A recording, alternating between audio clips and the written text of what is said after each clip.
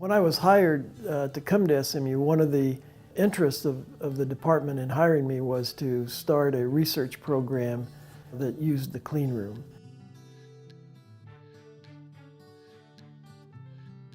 The purpose of a clean room is to be able to process materials into semiconductor devices. You can make electronic devices like the electronics that are in your cell phone, or you can make photonic devices like light-emitting diodes or semiconductor lasers, the red lasers that are in the supermarket checkout. Those are made in clean rooms. We also teach classes in the clean room, classes where students that are undergraduates will make what's called a metal oxide semiconductor field effect transistor, also known as MOSFETs. And in fact, almost all electrical engineering departments have a course called solid state devices, in which students learn the theory of how semiconductor devices work. So perhaps 10 years ago, maybe a little earlier, I added a laboratory to that class where the students would make a semiconductor device in the clean room. Usually the first day of class, I tell them an example I read in an electrical engineering organization book when I first came to SMU, and it said that if we taught baseball the same way we taught electrical engineering, the first year the students would learn how to plant trees and maybe how to make baseball bats, and the third year how to make balls, and about the time they're ready to graduate they'd get to hit the ball with the bat.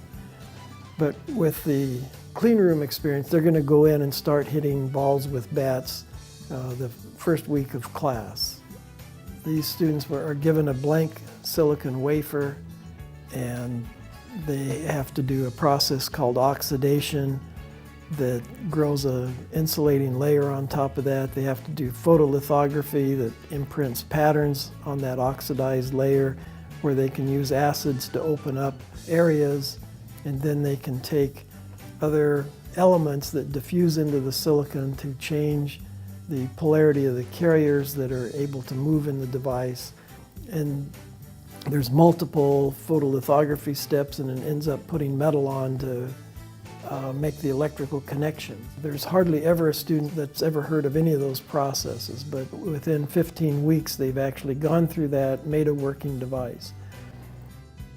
It almost uses everything they've ever learned, and they use that to build a device and understand how the device works.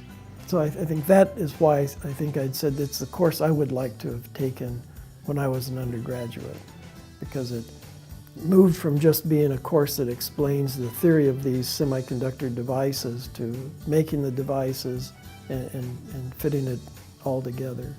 I think these MOSFET transistors are still the fundamental building block of integrated circuits, digital, analog, and memory. So it's an immediate application into the real world. I get a lot of feedback that they enjoy working in the clean room and seeing how devices are made, and especially when their device works. The very last lab is to test the device.